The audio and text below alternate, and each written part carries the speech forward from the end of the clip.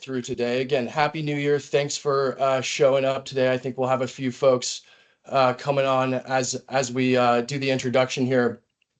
But just wanted to say Happy New Year and thanks for carving out some time to chat with us today. Like I said, we got a ton to get through today, so we're really going to keep it moving here. Just a quick note on a few of the things that we'll cover. We'll get to the agenda really quick, but I'll go ahead and share my screen and we'll get started.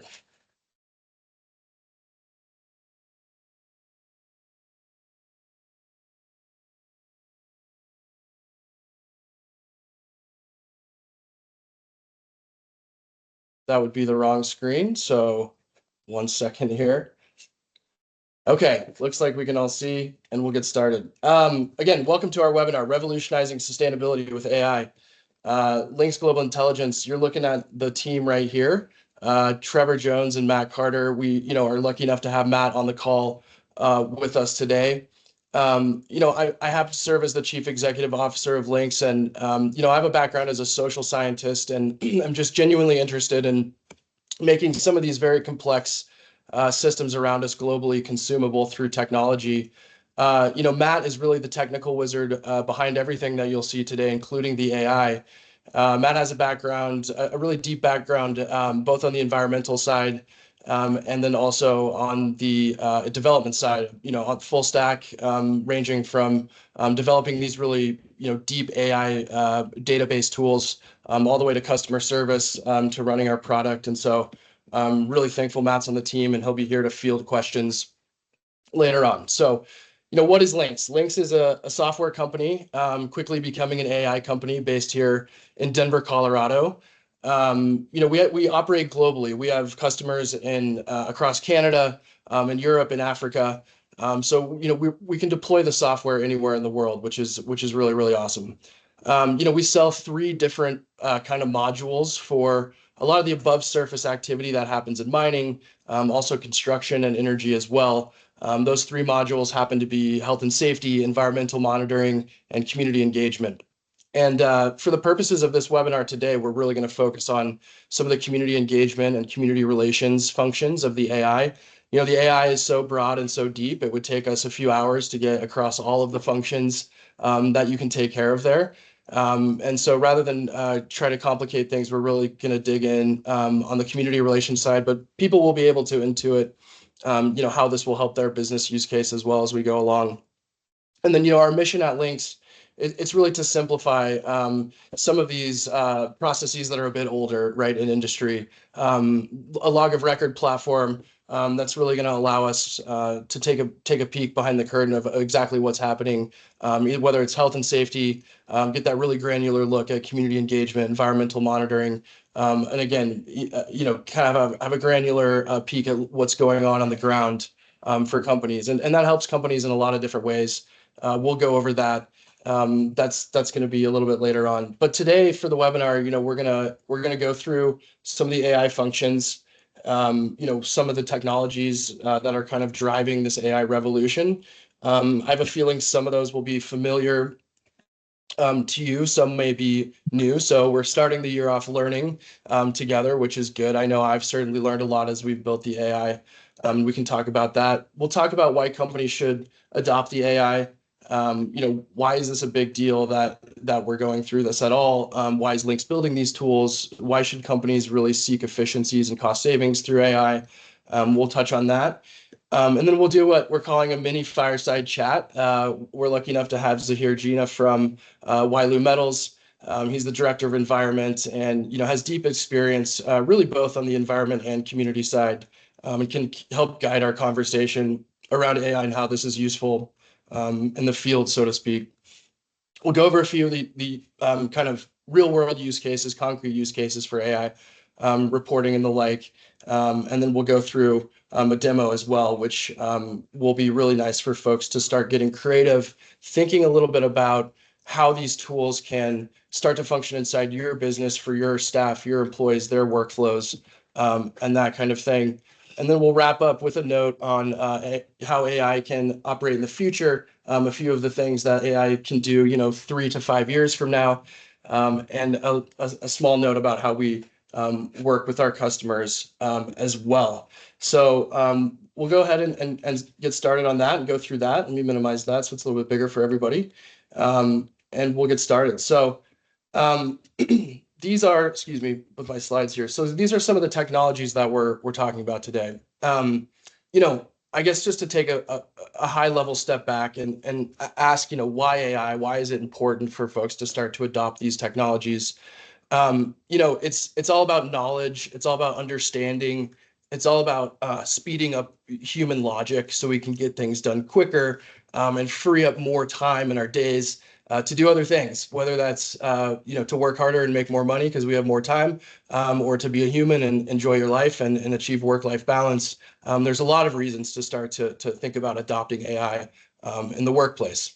These two boxes here are some of the technologies that you're going to go ahead and see in the future. I think, a lot of people are familiar with some of the large language models that happen to be out there already. ChatGPT definitely being the banner language model out there that a lot of folks are using in the workplace daily. I think in 2023 and 2024, we had a massive uptick in these tools being used by professionals. And to be honest, we do the same ourselves at Lynx, right? We use ChatGPT to enhance all kinds of marketing tasks. And I think anybody that says they're not using it is probably lying to you and has a lot of efficiency gains to be had out there in the market by adopting some of these tools. So all to say, these LLMs, the large language models, are kind of we're standing on the shoulders of giants, right? And the shoulders really are these LLMs that we're able to go ahead and build tools on top of. So I think probably a few in the audience may be aware of what an LLM is. The one that I think maybe folks will learn about perhaps for the first time today, and something that's key to the work that Lynx has done, are retrieval augmented generation models, which is a mouthful. We call them RAG models, and that's going to be retrieval augmented generation. So I think a very simple way to think about retrieval augmented generation is going to be like hiring a PhD, right? Hiring somebody that just came out of college in community relations or in environmental monitoring, that would have just a fantastic view on the breadth of literature out there, the breadth of compliance documents, best practices, all that good stuff. So if you could hire somebody like that, for frankly, an order of magnitude less than it would probably take to actually hire them. That's kind of how to think about a RAG model. And you have some diagrams down below. I know this is a busy slide and probably not what they taught us in school about building slides, but it is kind of interesting just to really look at how these models work really quick. So when you ask a question, and we'll take a look at how that works inside Lynx shortly here.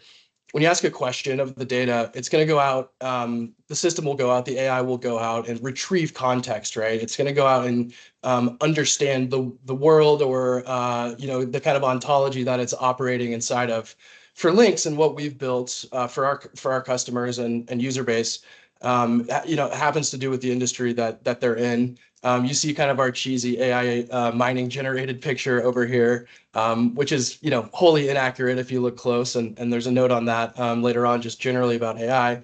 But, if it's a mining company, we're going to have all of the best practices, all of the compliance documents, the world of academic literature inside that context model. And as you ask a question, it's going to go out and grab context from that world of literature. And we'll talk about some of that with community relations in a bit. And then it's also going to look at your data, right? And that's going to be the magic of Lynx and other models out there that people are building for industry-specific verticals. And that's going to have to do with looking at your community events, your health and safety incidents, your environmental monitoring results. And that RAG model is going to pull back both that external context from the large language model, data from inside of your company, and it's going to give you a response. And as you'll see, that takes about 15 to 20 seconds, which again is a lot shorter than if you were to hire that PhD or again, even experts in the field can really speed up their workflows and gain a lot of efficiencies in the field by using some of these models. And then finally, we've got to make sure we're moving here. The blue box at the bottom is going to be the Lynx model in particular, right? So we're using this RAG model on top of AWS Anthropic, if there's any LLM geeks out there that want to dig in under the hood. But we're using that RAG model to search. I should say our customers and users are using that RAG model to search their data, enhance that response using the LLM, and then hopefully move on in a much quicker way with their workday and kind of what they're up to there. So again, why should companies adopt AI tools? And again, please, if you have questions, you can leave them in the chat for later, and Matt can help address those in real time too. But you're going to increase your productivity, enhance your efficiency. That's going to lead to cost savings, and give you more space to make better decisions, more data, in a more rapid amount of time to kind of show you what's going on.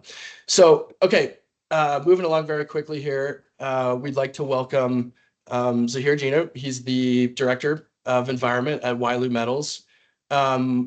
Lynx works very closely with Wyloo Metals.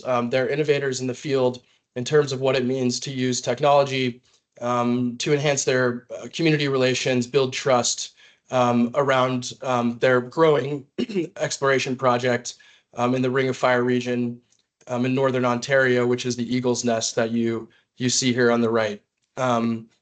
So if you give me 1 second, I'll do my best to go ahead and unmute Zahir, and we'll get him going on the Q&A or the fireside chat really quick. Zahir, I know I can unmute you. I can probably unmute myself. Zahir, can you hear me? Yeah, I can hear you. Can you hear me? Yeah, absolutely. So, doing great, man. How are you today? Nearly average. Thank you. Fantastic, man. Well, thanks for joining us. I think the audience will probably learn a lot from your experience with Lynx. I do have a few questions for you here that I'd like to ask. Do you want to just really quick give us a quick introduction about a little bit about your background and also kind of your work at Wyloo Metals, and then we'll go from there? Yeah, happy to. So Awesome. I guess mining was definitely not something that I ever thought I would get into. As a kid, I was the one who would kind of wait until it was just pouring rain outside, and I'd go out and play in the rain and move around the water and had a great time with myself. But as I kind of moved up through university, I found kind of looking into human impact on the environment really interesting. And it kind of translated into getting a couple honors degrees and then a postgraduate in environmental management. And I worked my way up through kind of being a technician at a very, very far north mine in Northern Ontario, well, Northern BC, pardon me. And then working all the way through into permitting, compliance, running all sorts of kind of programs related to water, air, noise, wildlife, kind of all the hot button topics. And that kind of gave me a really good sense of, well, how does permitting work? What information do you need to provide? What information do you need to capture? How much effort is it? And how much value do you get out of that, right? Like you can spend hundreds of millions of dollars, but if the data is not great and what you've designed isn't great, then what's the point? And so I've ended up, being very fortunate to learn from a lot of very intelligent individuals who have given me their time and knowledge and experience. And I've translated that into kind of taking my career and working through in consulting as well, where I've done a lot of mergers and acquisitions and purchases. I've kind of helped a couple different large mining companies go from construction into operations, closure, post-closure, and sometimes back into operations. And now with Wyloo, there's an opportunity here to advance a project that is politically very sensitive, and rightfully so. It's in a very greenfield location. There's not a lot of infrastructure up there, and there's not a lot of trust. And historically, as mining is, we tend to be a black box, right? We take all that information in. We put out what we need to put out, and otherwise, no one gets to look inside the box. And one of the reasons I joined Wyloo primarily were for two individuals. My boss, Stephen Crocher, is the VP of Sustainability, and a coworker, Alina Shams, who's the Director of Regulatory Affairs, I guess, and Sustainability. And both have always been very open to saying, well, why can't we provide that information?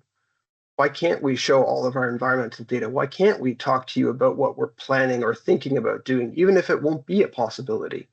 Let's have those discussions because ultimately that just builds trust. It's just passive trust acquisition. And I think that's where the Lynx system comes in because it's a tool in that system. And it also cuts down the effort in order to provide that information to individuals in real time at their leisure.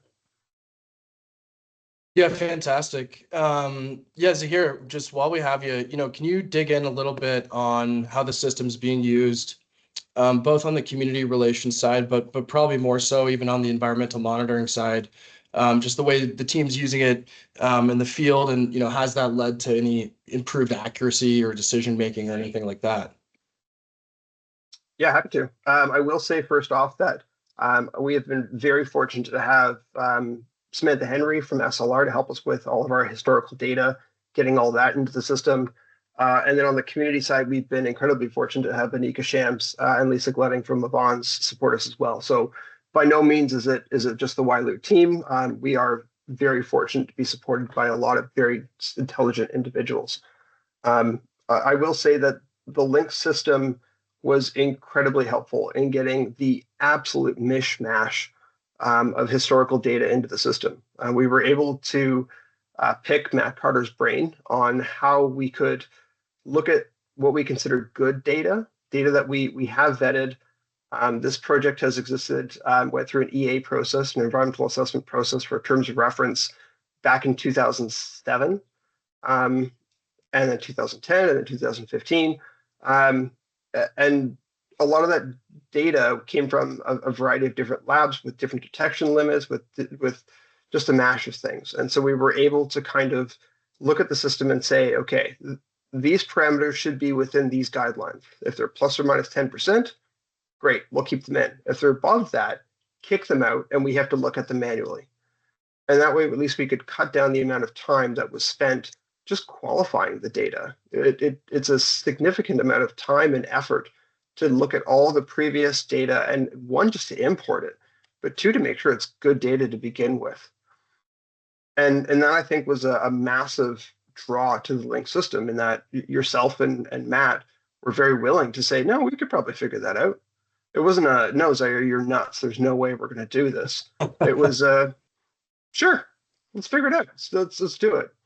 And then that's been incredibly helpful. And I think on the social side, it's there's a lot of systems out there.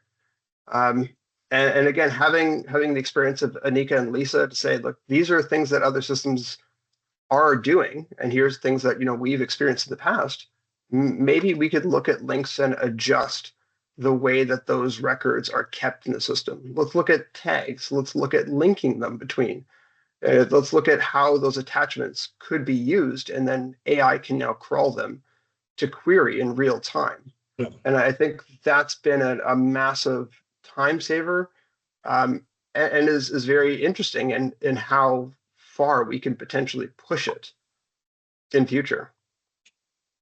Fantastic, Zahir. I think, that's the spirit of collaboration we're trying to really bring into 2025 with our partners. I think anybody that tells you they got it all figured out with these individual sectors and categories and AIs, they're not there yet, right? It's going to take all of us.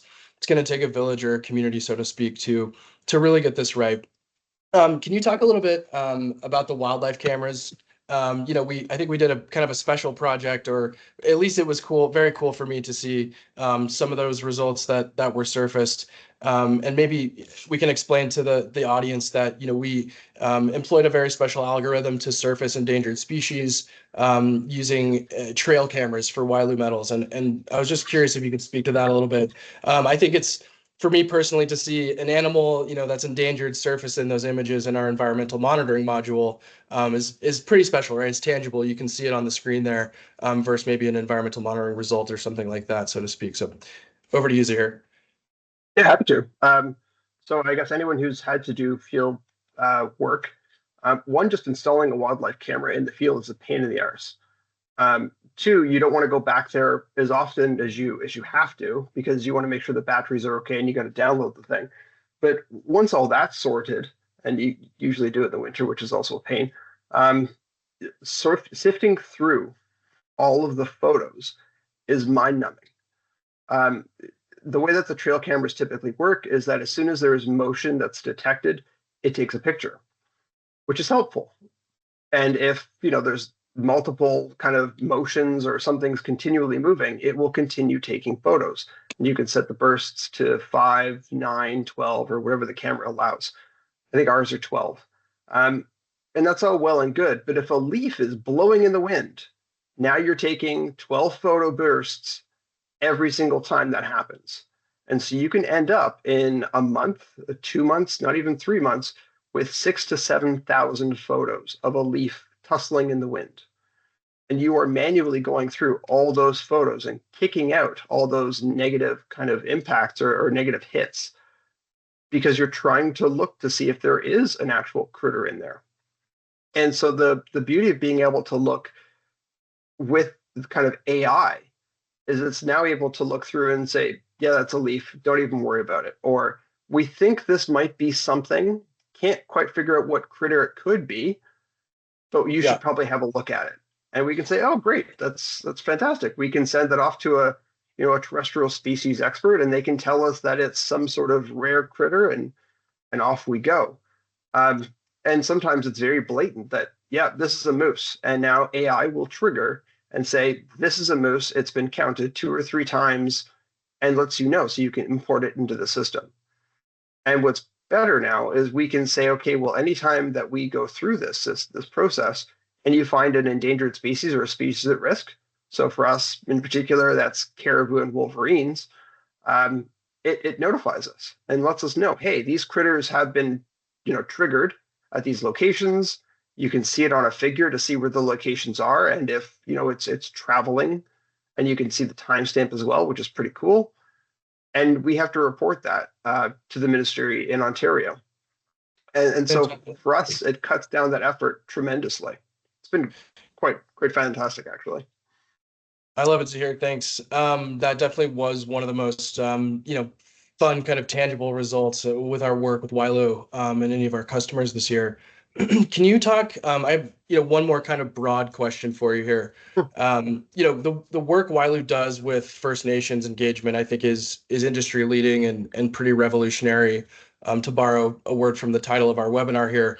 Um, but can you just talk a little bit about, I guess, how Lynx, supports some of that engagement? Maybe talk about the organizational portal, but also, how do you see some of these tools going ahead with some of the AI use cases? In other words, what are kind of your aspirations to build on some of the kind of log of record data work that we've already done together? If you look out in the next few years, where do you see AI going, and what kind of use cases do you see there? That's a good question. In terms of, I guess, confidence and engagement, um, I would say that the portal itself has actively, I guess even passively, provided a method for trust acquisition.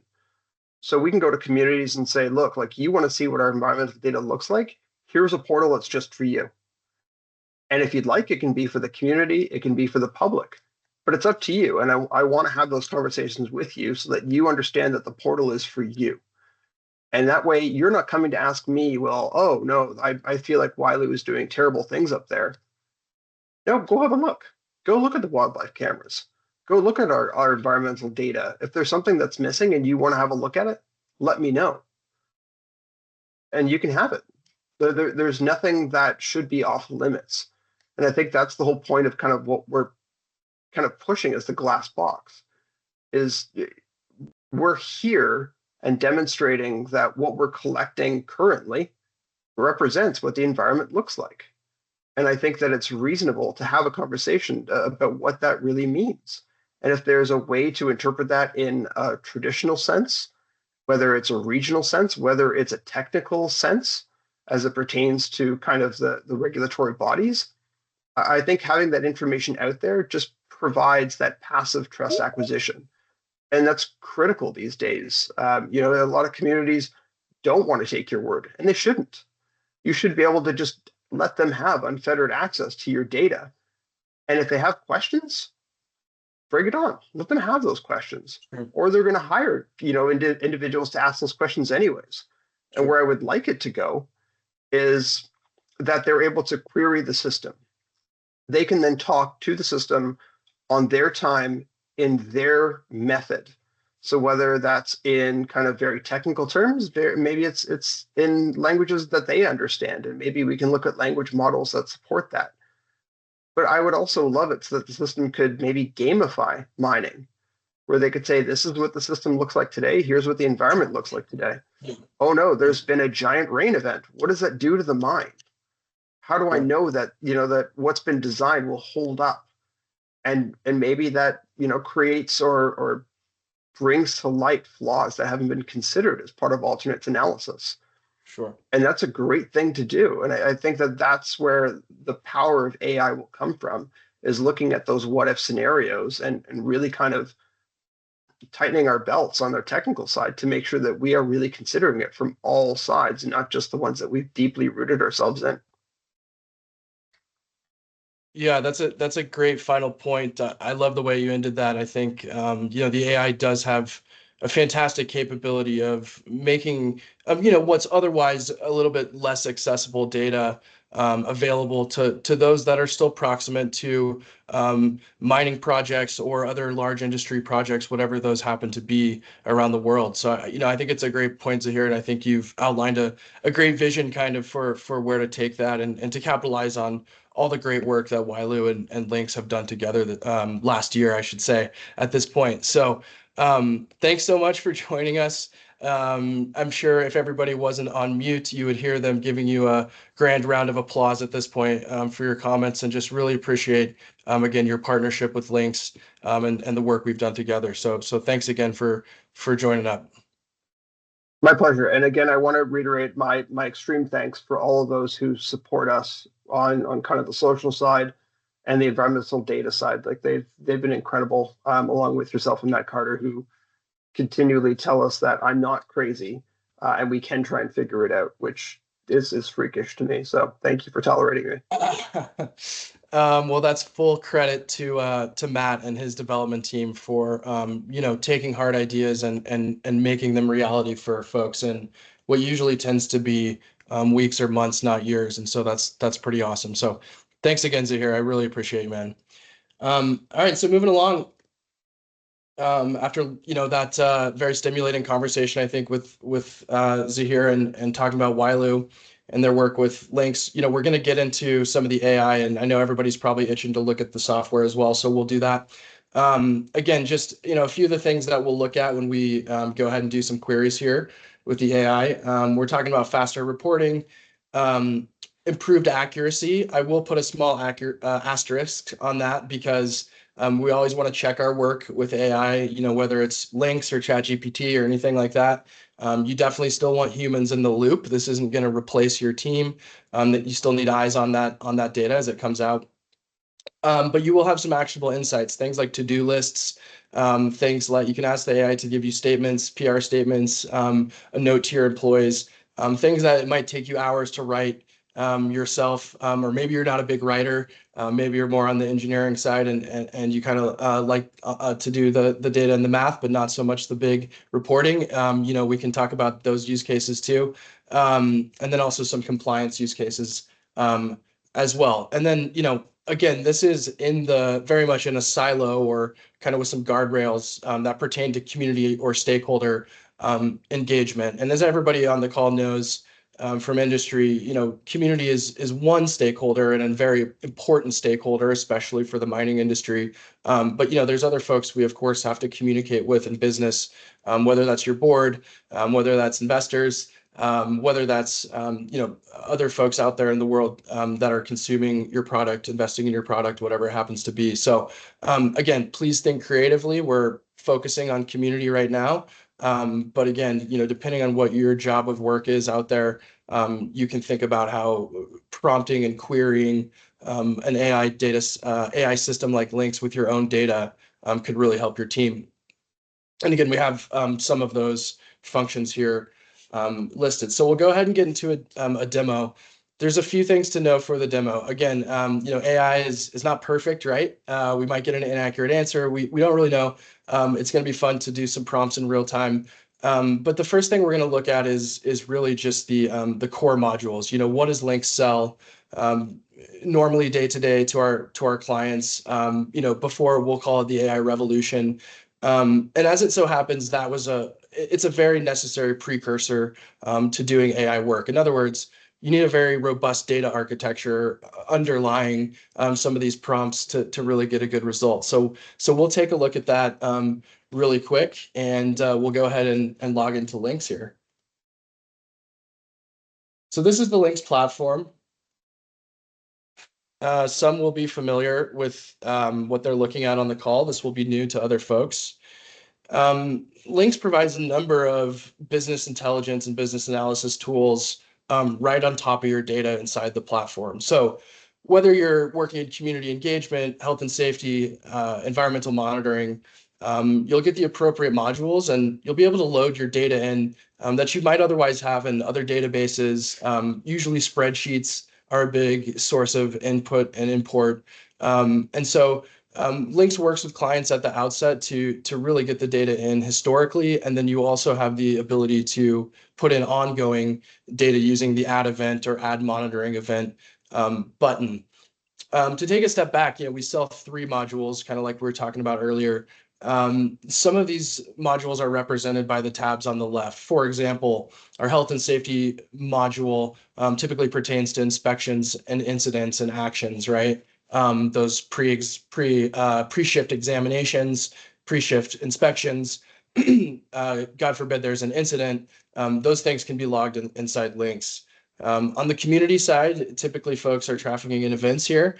So as we log consultations, town halls, could be your investor call, could be interactions with your consumers. There's different ways to use kind of the events on the community side. And again, folks can add an event right there in the field, get that data in really, really quickly around their assets.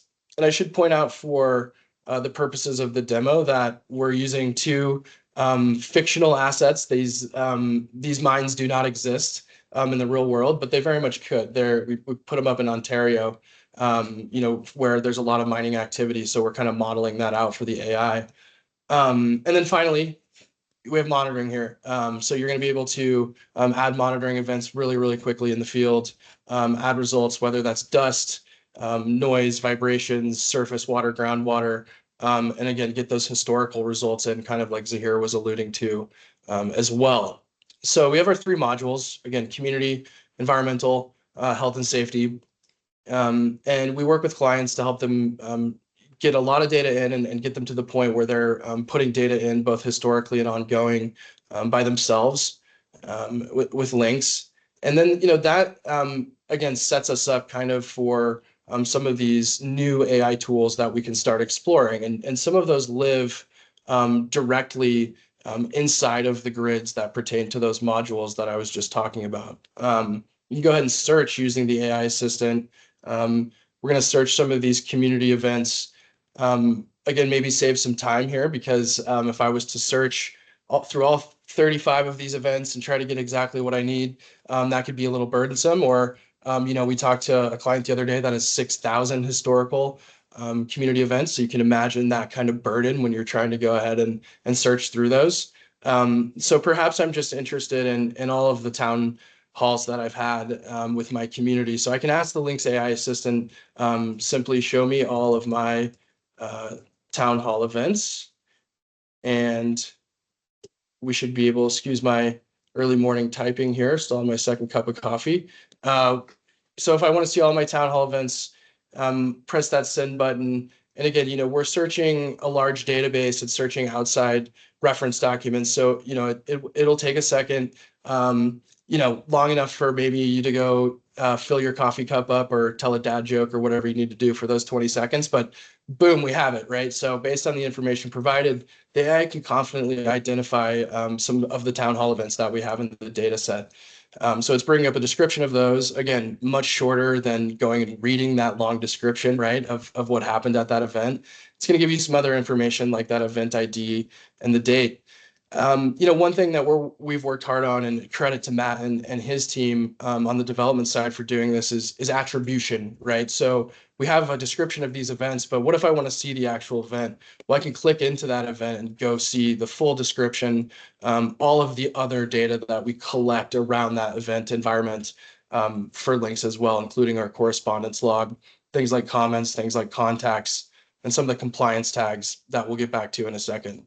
So again, really, really quick just to search that using your AI assistant right inside the grid. So, if I have, again, 6,000 events and we've had community workshops for the last 10 years, and I just want to see my community workshops and dive into that data, I can say, show me all of our community workshop events. Again, excuse the typing here. With luck, we'll get a great response there, and then we can click into those events as well. I should mention that this is included in the normal modules, right? And so, we do have to work with folks to get the relevant reference documents and a few other things in there. But this particular feature will be included, with your events module, with your environmental monitoring module, with your health and safety module. So I want to illustrate that apart from what I'm about to show you, which is going to be a more complex AI tool, harkening back to that RAG model we talked about earlier in the conversation, and that's going to be kind of a different environment, different deal. But we look forward to deploying this to all of our customers and to future customers, just to give them a really, really quick way to search through their data, and hitting that show all events in grid, again, gives me all of those that I might want to see in my grid there. So that's, again, coming with the existing kind of modules that we have, the three modules. So we'll talk about that in a second. But I also want to show you what we're calling, Lynx Global AI, which is going to be more of a broad referential RAG model. Again, retrieval augmented generation model. It's a mouthful. But again, like hiring that PhD that you could ask questions for. And again, what would take that, PhD student or postgrad a few hours to go return to you in terms of an answer, we can do in hopefully 15 to 20 seconds here with the Lynx AI. So a few things just to mention here. We're going to ask the AI some questions and start to build on some queries that we do, and get it to write a few things for us, save us some time and some money in the process. But also to mention, we can point the AI at different reference documents. So out there in the kind of wild world of compliance, we have all of these very, very text-rich documents. They tend to be very long. They're probably not the most exciting to read as well for some folks. So, being able to summarize those and quickly point queries in the direction of those reference documents can be very, very important. And again, I'd like you to think kind of creatively and agnostically about what these documents can be. Some of them can be, again, global frameworks and standards, which we have here. We have some very, very common mining compliance standards here. But also they could be best practices, they could be academic literature, they could be kind of technical documents, they could be internal documents, anything you want that's text-based, the AI can start to reference and start to index. So let's go ahead and we'll point the AI at ICMM, which is an International Council on Mining Metals, very common kind of framework out there, awesome organization doing good work on the mining sustainability side. And then we'll start to prompt the data and ask it about this environment, or this kind of robust list of community engagement events that we have inside the community engagement module. And so we'll ask it a few questions. We'll get a little bit more complex as we go along here. So, I'll just say, show me all of my, again, just actually, we'll go ahead and make it a little bit more complex for the group here. Write me the introduction for our sustainability report based on our community engagement events. Go ahead and send that off. And again, enough time to take a sip of coffee, or maybe pet your dog or cat, or look out the window and take a nice deep breath while the system thinks. Moment of Zen, I think, as they would call it on YouTube. But whereas probably writing an introduction for a sustainability report would take somebody like me probably, I don't know, a morning or a day or 2 days. I did it very, very quickly there, right? And I'll just read a little bit from the response from the AI, just because I want to give a little color around the response. I'm not going to read this entire thing because I think we're probably more interested in new prompts and queries. But the introduction starts out: our commitment to responsible and sustainable mining practices has been at the forefront of our operations this year, with particular emphasis on meaningful community engagement. So it's starting to frame your report, your sustainability report that you need to write every quarter or every year, in a way that's demonstrating some of the positive things that the company's done. It's digging into those events inside the system that we've already loaded into the log of record, and it's giving you some specifics too, which I think is really fantastic. It's talking about youth focused workshops, collaboration with the Women's Council, partnerships with local environmental stewards. Again, it's pulling real world examples from proprietary corporate data, in this case on the sustainability side, to give you a fantastic answer that then you could copy paste. You can massage that to your taste and tone and temperature, to go and go ahead and present a paragraph exactly like you might write it out there in the world. So I want to take it a step further, and start to reference some of the ICMM principles, right? Because we're pointing the AI kind of at those reference documents. And in this case is a really rich text document about some of the ICMM principles out there in the world. I'll go ahead and say reference ICMM principles. Again, excuse my spelling and typing here in real time. And then ask it to write the report. And we'll see if it goes ahead and references the outside documentation. That should be very useful in terms of providing real world framework. And again, that word context that we talked about with the RAG model at the beginning. And we'll go ahead and wait for the answer here. So very similar answer, although now we're starting to talk about specific performance expectations inside of that literature. So again, much like a PhD or researcher or chief kind of research officer might do, they'll go back and pull exactly what those expectations are from some of those global frameworks, and again, pair real world examples from that with that external data.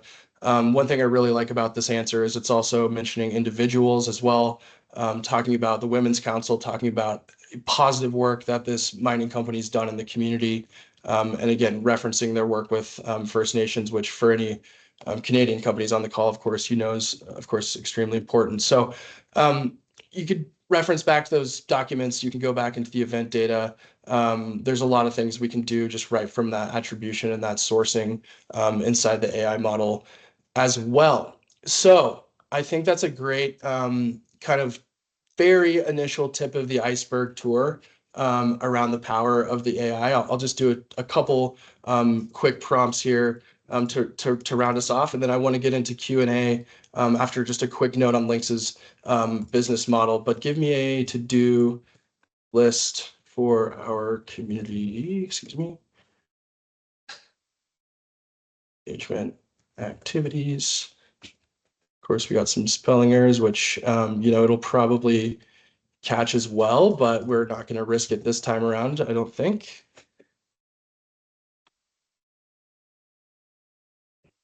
And, if anybody has any queries that, they want to start engaging with using their own data, please start to think about that. So I actually love this prompt. Give me a to-do list. I tend to be a pretty busy guy. I have a lot of stuff going on, a lot of different kind of mental categories. And so a nice organized step-by-step to-do list based on the event data is really, really useful for me. The last thing that I'm going to ask it to do, ask the Lynx AI to do, is write me a statement, right? In any industry, we're going to encounter difficult situations where we might need a statement to employees or a press release, just talking about, maybe some of the risks we're mitigating, our stance and values as a company, and these kinds of things. So I'm going to ask the AI really quick to give me a press release statement on the recent acid leachate incident, which we have a sample incident that occurred in the data, right? Again, none of this data is real. There was no real incident, but in our model here, we did throw in an environmental incident. And again, we want to see how that responds in terms of looking at that press release or statement for internal or external stakeholders. So give me a press release statement on the recent acid leachate incident. We'll kick that off. I'll sip my coffee because that's what I like to do during our response query time as the RAG model works and queries all of that internal and external data. And it says, based on the information provided, I can draft a press release on the recent acid leachate incident. So it's, talking about comprehensive risk mitigation, independent health assessments, some of the other things the company has gone ahead and done to mitigate some of these things. So in a pickle, when things unfortunately go down, this could be a useful tool to go ahead and get the appropriate message out and help folks craft that when they're kind of going through that process. So we have 10 minutes left. I want to get to questions really, really quick. Let's go back to our presentation. I hope everybody enjoyed the AI. I think it's, really, really, it's been very, very interesting for our team to understand how this is going to be useful for folks. So, we'll go ahead and work with your team to build that RAG model, right? And the way we do that is we do a 4-step process. Number one, we're going to understand your data and workflows. Number two, we're going to get that data into Lynx. So we're going to ingest it into Lynx. Number three is going to be indexing. So we're going to index, which is the technical term for allowing the AI to read all of those internal and external data sets. And then number four, we're going to implement that with your team. So if you believe that your team could save a lot of time and money, and we certainly do by implementing tools like this, we'll train them, we'll support them, we'll make sure that they're using the right prompts and getting the right data in the system as well to provide maximum value for your business. Really, really quick, our core modules, again, there's 3 of those. Those range from $50 US to $200 US a user a month. And again, those are in the health and safety, community, or environmental categories. That's apart from a very special deal, I think, that we're running for industry right now, which is RAG model creation. So everything we just showed you in that capability set around AI is definitely possible in a matter of months inside organizations these days. We need to work together, again, to make sure that the system and the data that we're setting up is appropriate for your organization. So, that's going to cost an order of magnitude, or probably 2 orders of magnitude of what we're offering right now, which is a $65,000 plus data storage cost offer for folks to go ahead and build these models. So that's on offer for companies now. Again, you're going to spend a lot more than that if you want to build these models with some outside partners, and certainly those partners might not be focused on mining, construction, energy, some of the industries that we really hammer on. So again, 2 different kind of offers there. One's for small companies, one's for larger entities, and that'll be a kind of a short-term deal that may go away and not last forever. So in the future, the AI is going to do these things for you. Right now we have to query them. In the future, you may wake up with a report written on your desk in the morning. And that's going to be through task automation and some of these agent interfaces that we plan on building as well. So again, we're just at the very tip of the iceberg. It's going to be incredible what happens in the next few years. But hopefully we'll be able to make people's lives a lot easier with some of these tools. I know that we're going really fast here, but I did want to get to questions because I think, that there usually are some questions about kind of what this thing can do, privacy, guardrails, these kinds of questions. So please, if you have anything, put them in the chat. I thought we had a Q&A, but it looks like we have just a chat here. Does anybody have anything they'd like to ask in terms of capability of AI in general? If you have a question for Zahir, I'm sure he'd be happy to talk more about what we do with Wailu. Please throw that in the chat. I think you guys have that available. Let me know if there's anything else. And if not, we can go ahead and wrap up here in 3 minutes and save everybody a little bit of time today.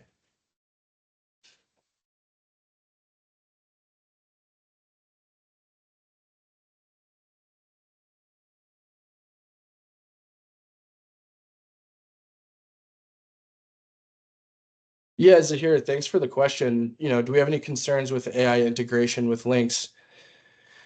I think the concern is not because we're limited, it's because we're kind of unlimited. And what I mean by that is AI is growing so fast. These tools that are available both to developers and end users are growing at an incredible rate. I think I saw in the research that AI is supposed to grow like 30 or 40% through 2030 year over year, which is just, for kind of a software tool is pretty amazing in terms of adoption out there. So things are going to get more expansive, more available. They're going to get cheaper. I think the concern is just navigating the correct path with all the technology options available, and really focusing as well, just making sure that we're always paying attention to value to customer and value to user, rather than doing, fun and fancy things, which we all want to do and is really fun, frankly, to think about that world. But no, it's the concern is more in the expansiveness and nebulousness of the possibilities than the limitations, so to speak. So I hope that answers your question. I think there's also, certainly privacy and prompt guardrails we need to think about. Of course, you don't want anybody using AI for anything nefarious or anything like that. So there's other things to think about. But no, it's a great question. So any other questions from the group? I see we have some friends of Lynx. We have some, awesome current users of Lynx on the call, and maybe some folks that might be interested. So the other thing I'm going to do really quick before we jump off is just put a link for a demo in the chat. If anybody wants to really dig in to the AI, please, go ahead and book a demo. We're super friendly. We don't bite. We love partnering on AI. I think it's a great thing to talk about and discuss, and we can show you how Lynx works and think about value to your team, and especially what that means to save you a little time and money as well as we go along in business. So yeah, Lisa, great. Thank you. Is the AI available for the community to query or just internal users? Fantastic question. So, and this alludes a little bit back to what I think Zahir was saying earlier. With the Wiley organizational portal now, community users are able to go ahead and query, they're able to go ahead and view data, right? We do not at this moment, we have not made the decision at this moment to kind of open this up to the broader community. Now, Zahir made a really good point about technology fostering trust in communities. And I think there's a ton of opportunity at the right time and through the right methods to allow outside stakeholders, to query the data inside Lynx, based on a particular environment or a particular company and kind of their operations and kind of what they're up to. But I do think we want to be careful. I think you want to make sure that the values and the manner of speaking and the tone of that company are like well represented in the AI tool. As it becomes kind of more human, you want to make sure that it's communicating with people correctly, as we kind of all strive to do. But yeah, absolutely. I think that's the plan in the future. We're going to do it in a thoughtful way and in a careful way that, again, is ultimately about value to companies, not necessarily just making everything available all at once all the time. I don't think that's necessarily our stance.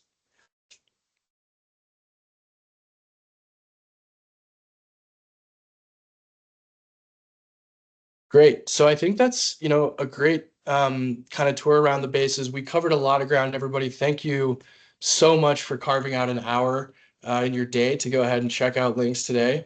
We're going to go ahead and put a link in the chat in a second here to go ahead and book a demo with Lynx. I always also really encourage you to visit our website, which is going to be www.lynxglobalintelligence.com. We know it's a longer mouthful there, but we can put that in the chat too. So thanks a bunch, everybody. Enjoy the rest of your day. Happy New Year. Please book a demo and see if we may have another question here. Mark Eagle gave us a thumbs up. Thanks, Mark. We love you. And again, yeah, book a demo. It's going to be an exciting year of providing value to customers with new AI tools. So thanks to here. Thanks to the Lynx team. And if there are no other questions, we will go ahead and sign off and wish everybody a happy 2025.